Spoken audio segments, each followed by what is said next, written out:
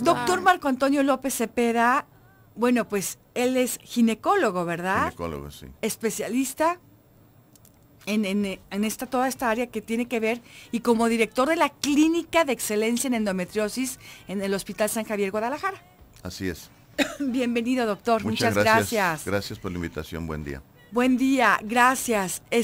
A ver, yo quisiera el día de hoy sí platicar de este tema, que es súper importante para muchísimas mujeres y sobre todo a manera de alerta también, para actuar en forma preventiva, para actuar también de forma de alerta y poder saber qué hacer también, doctor. Sí, resolutivo, eso es resolutivo. Importantísimo. Endometriosis. Endometriosis, primero debemos de entender qué es endometriosis, porque suena una palabra rara, pero es algo muy sencillo.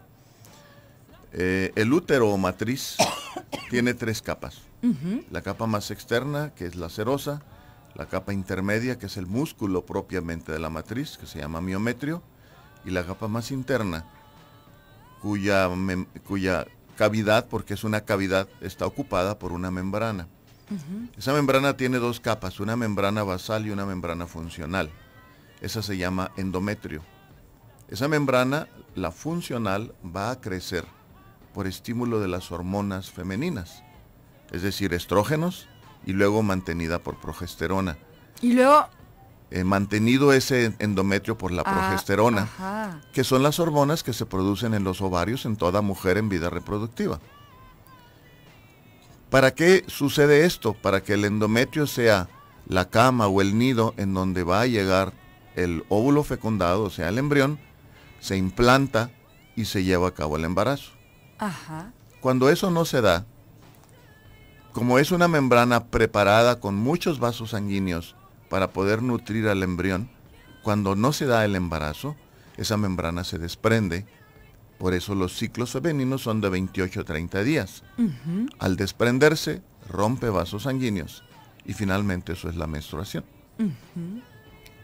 Pero ¿qué sucede cuando esa membrana está en un lugar fuera, que no es solamente dentro de la matriz?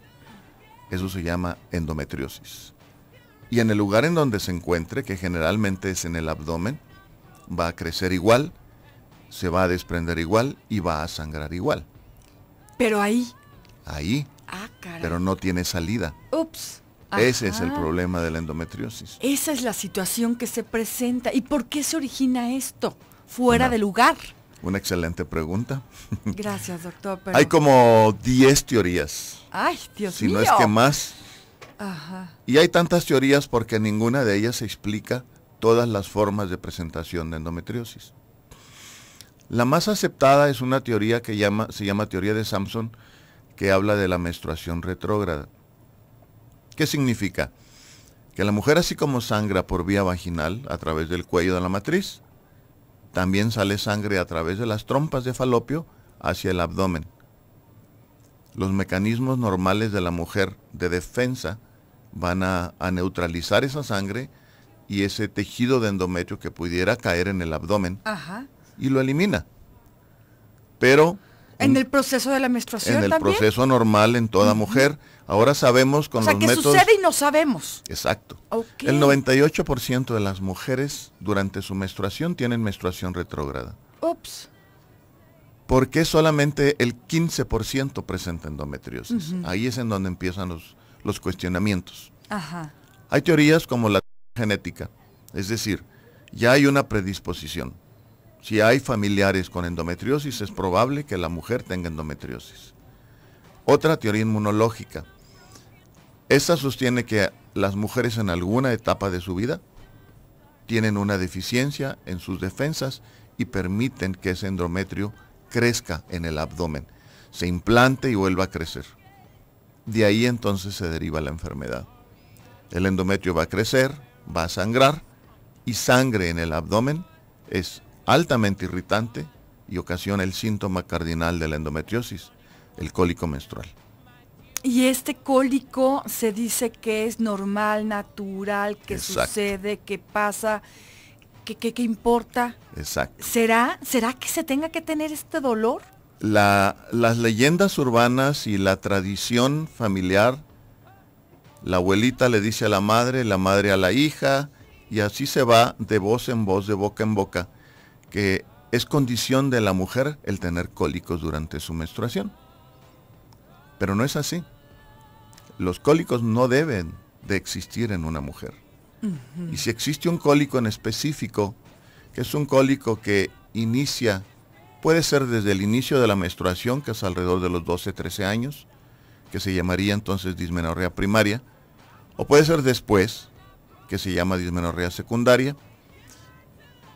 Pero si con la aparición del sangrado, o unos días antes empieza la molestia, y con la aparición del sangrado el dolor se hace más intenso, si ese dolor que se está presentando, conforme el tiempo avanza, va requiriendo más y más medicamentos para mitigar el dolor, es decir, al principio una bolsa de agua caliente, o un té, o a veces cualquier... déjenme le digo, papel periódico de revista. Hay 1000 remedios caseros con una plancha, sí. Un ladrillo caliente. Ups, sí. Hay 1000 remedios tratando de mitigar el dolor. Para tratar de desinflamar, se sí. dice, ¿no? Esa es la intención. Lógicamente el calor disminuye la inflamación. Pero si eso va siendo progresivo y cada vez requiere de más para mitigar el dolor, eso es sospechoso de endometriosis.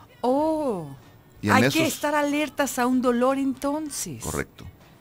Ahora, hay quienes dicen, yo me tomo unas pastillas para el dolor de la menstruación días antes. Sí.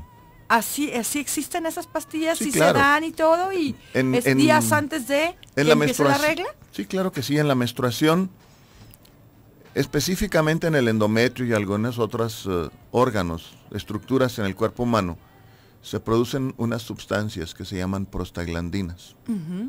Las prostaglandinas son finalmente las responsables del dolor.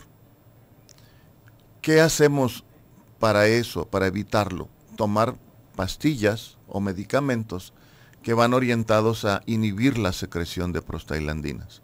Lo más simple y fácil es cualquier antiinflamatorio. El antiinflamatorio va a provocar la disminución de la secreción de prostaglandinas y como consecuencia la disminución del dolor. O sea, es bueno entonces. Ayuda. O estaría tapando también algo que sucede. No, está dándonos la pauta diagnóstica, porque si aún con eso el dolor no se quita, seguramente es endometriosis.